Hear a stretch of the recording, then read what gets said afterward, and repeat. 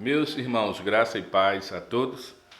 Estamos aqui para darmos sequência ao nosso estudo e, como falamos, nós queremos nesse momento trazer como que uma sinopse do nosso estudo do assunto de hoje. Queremos agradecer de antemão aqueles que aguardaram pacientemente. Tivemos um probleminha técnico e que só foi resolvido agora há pouco.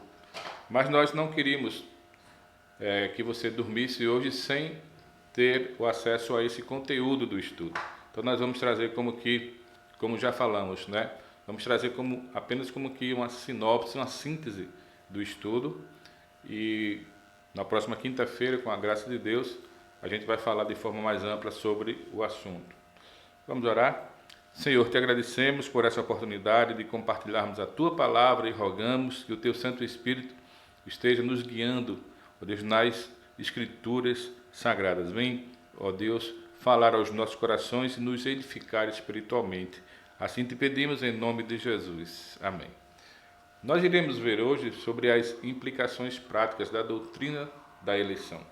A doutrina da eleição, de forma muito clara, pautada na palavra de Deus, nos assegura que antes da fundação do mundo, Deus escolheu para si mesmo um número de pessoas para a salvação. E Deus assim o fez com base na sua graça, no seu amor, na sua livre escolha, espontaneamente. Ele não fez essa escolha baseado em algum mérito humano. Mas essa eleição ela tem suas implicações para a nossa vida prática. Quais são, pois, elas? Primeiramente, a primeira implicação é que devemos ter certeza da nossa salvação. A partir da doutrina da eleição, devemos ter certeza da nossa salvação.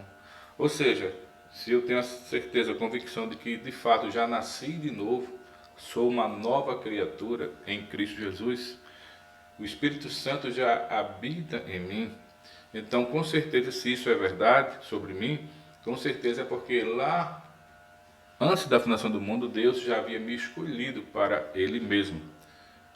Em Romanos capítulo 8, verso 16, é um texto bem conhecido. A palavra de Deus nos diz assim: o próprio Espírito testifica com o nosso Espírito que somos filhos de Deus. Então todos aqueles que foram escolhidos por Deus, eleitos por Ele antes da fundação do mundo, e que já foram alcançados pela graça salvífica de Deus, já foram transformados em novas criaturas, têm o Espírito Santo habitando em si e têm essa convicção. Existem pessoas que dizem assim: ninguém pode dizer que está salvo. Existem pessoas que até condenam os crentes, porque nós crentes dizemos que temos sim a certeza da nossa salvação em Cristo. Existem pessoas que dizem assim: só Deus sabe quem vai ser salvo.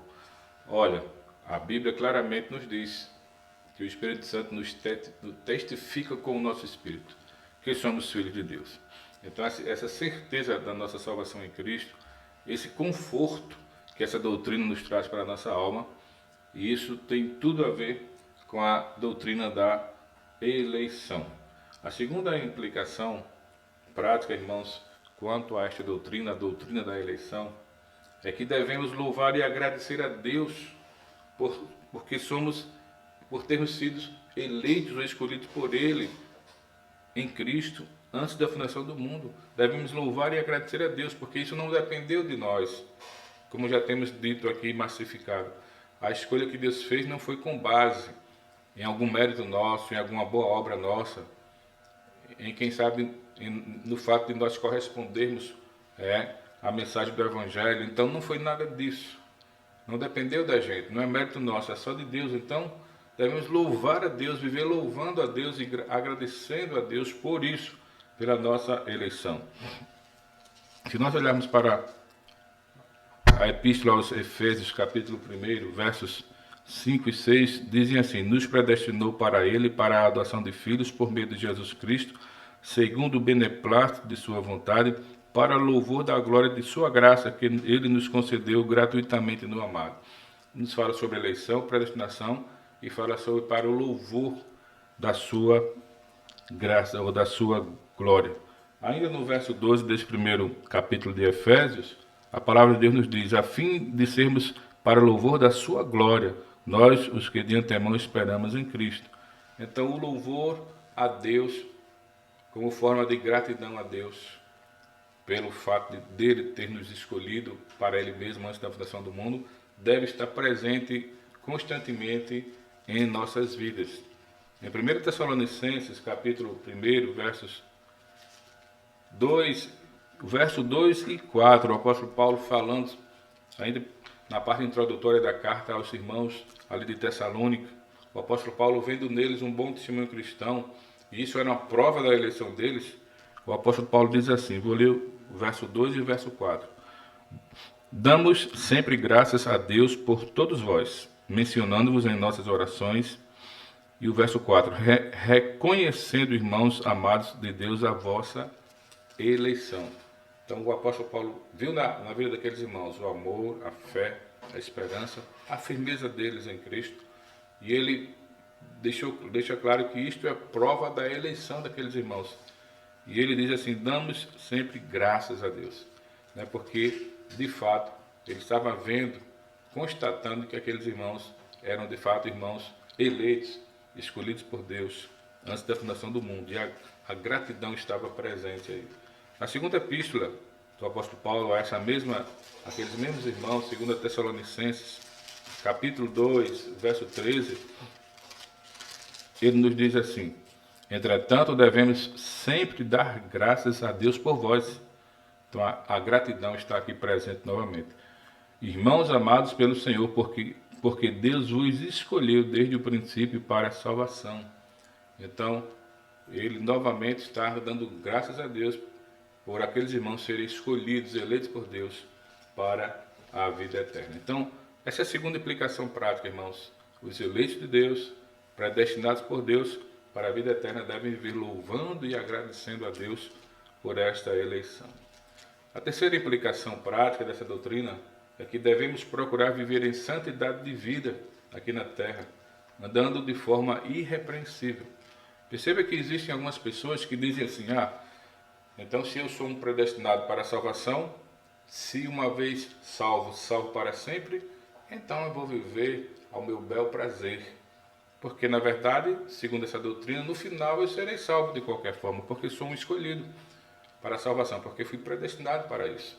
Não é assim que a doutrina diz, isso é uma distorção da doutrina, é uma distorção da prática, das implicações práticas da doutrina. A doutrina nos leva exatamente a entendermos como implicação prática dela o dever de vivermos uma vida santa e reta diante do Senhor aqui na terra. Percebamos em Efésios capítulo 1, o verso 4 diz, assim como nos escolheu nele e em Cristo, antes da fundação do mundo, para sermos santos e irrepreensíveis perante Ele. Então, no mesmo versículo, no mesmo trecho que se fala sobre a nossa eleição em Cristo, que Deus nos escolheu, nos predestinou para a vida eterna, nos fala do nosso dever de sermos santos e irrepreensíveis diante de Deus. Há uma conexão direta entre a doutrina, por um lado, e a nossa prática cristã, por outro. Há uma conexão. Não podemos deixar que exista uma lacuna entre isso aí, entre o que cremos e entre a nossa prática, aquilo que vivemos, da forma que vivemos e aquilo que fazemos, a nossa vivência cristã. Escrevendo aos Colossenses, capítulo 3, o apóstolo Paulo, ele nos diz assim, Colossenses 3, verso 12, ele diz assim, revestidos, pois, como eleitos de Deus, santos e amados, de ternos afetos de misericórdia. Então veja a associação que ele faz. Revestidos, pois, como eleitos de Deus, santos e amados. Santos e amados. Então, novamente, há uma conexão direta entre a doutrina e a prática, a vivência cristã. 2 Tessalonicenses, capítulo 2, verso 13, o apóstolo Paulo ainda, ou seja, mais uma vez, ele faz essa conexão.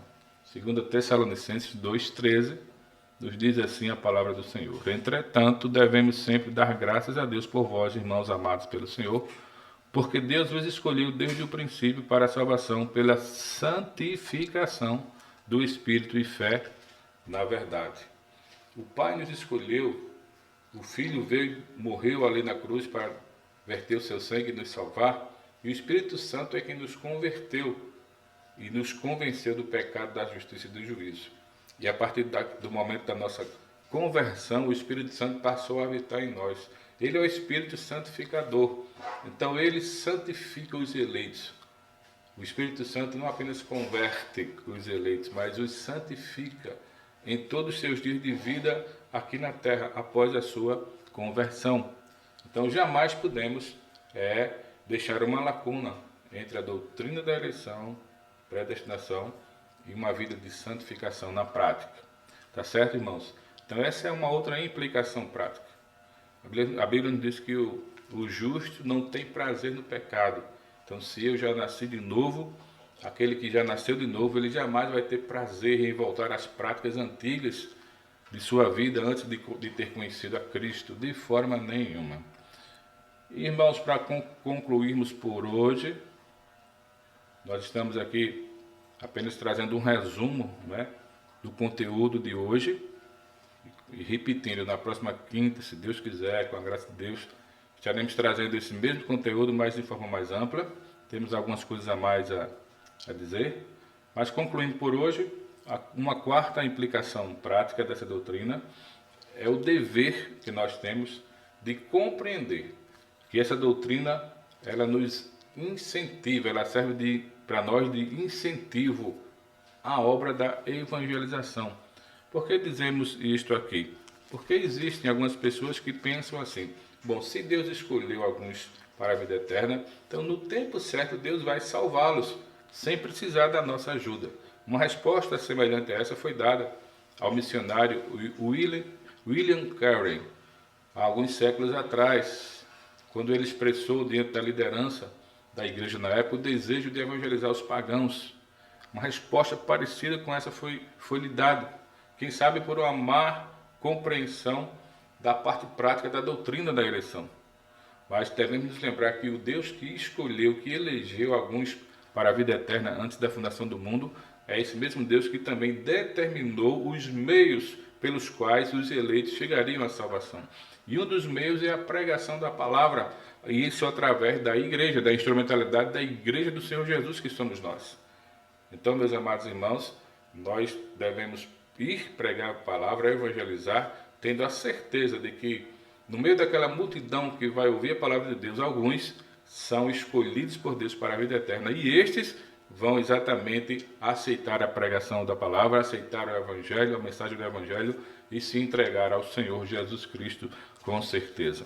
O apóstolo Paulo tinha consigo esta convicção, e portanto ele nos diz na sua segunda epístola, no capítulo 2, no versículo 10 a Timóteo. 2 Timóteo, capítulo 2, versículo 10, o apóstolo Paulo diz assim, lembrando que ele, quando escreveu essa epístola, estava preso, estava encarcerado. Vou ler versículos 9 e 10 que dizem assim, o apóstolo Paulo falando a Timóteo: pelo qual estou sofrendo até algemas como malfeitor, contudo a palavra de Deus não está algemada. Veja o que ele diz no verso 10. Por esta razão, tudo suporto por causa dos eleitos, para que também eles obtenham a salvação que está em Cristo Jesus com a eterna glória. Então, o Deus que elegeu, que escolheu antes da fundação do mundo, esse Deus também determinou quais seriam os meios para que os seus eleitos escolhidos chegassem à salvação, à pregação do Evangelho, à pregação da palavra por parte da igreja do Senhor Jesus, que somos nós. Então, entendendo nós essa doutrina, devemos aceitá-la e recebê-la como um grande incentivo para a obra da evangelização. Já que sabemos que os eleitos de Deus existem, devemos ir mesmo pregar para que eles se rendam a Cristo. Se alguns vão rejeitar, aqueles que não são eleitos vão rejeitar a palavra, vão rejeitar o Evangelho, mas aqueles eleitos, os que forem eleitos, pelo contrário, vão receber com gratidão a palavra de Deus. Então, meus amados, resumidamente falando, são essas 4 implicações práticas da doutrina da eleição. Existem outras, tá certo? Mas queremos resumir nessas 4 e que possamos compreender isso. agradecermos a Deus pela nossa eleição em Cristo, que possamos viver e procurar sempre viver uma vida de santidade na presença do Senhor, porque somos eleitos, escolhidos por Deus, que possamos ter a convicção da nossa salvação, porque Ele, Deus, já nos elegeu em Cristo, e que possamos, podemos dizer assim, renovar em nosso coração esse desejo de pregar a palavra, de evangelizar, até porque existem ainda muitos eleitos que estão, quem sabe, pertinho de nós, quem sabe fazem parte do nosso rol de amizades, quem sabe realmente fazem parte do nosso rol de amigos até virtuais, quem sabe, né, que são eleitos por Deus e que ainda não conhecem a Cristo, que com certeza vão ouvir o Evangelho e quem sabe de nossa própria parte e vão se render aos pés de Cristo, né? Então, que Deus esteja aplicando a sua palavra em nossos corações e tenha uma boa noite, que Deus lhe abençoe ricamente. E na próxima quinta-feira estaremos de volta com a graça de Deus, tratando desses mesmos pontos de forma um pouco mais ampliada, para entendermos cada vez melhor essa doutrina. Que Deus nos abençoe, em nome de Jesus. Amém.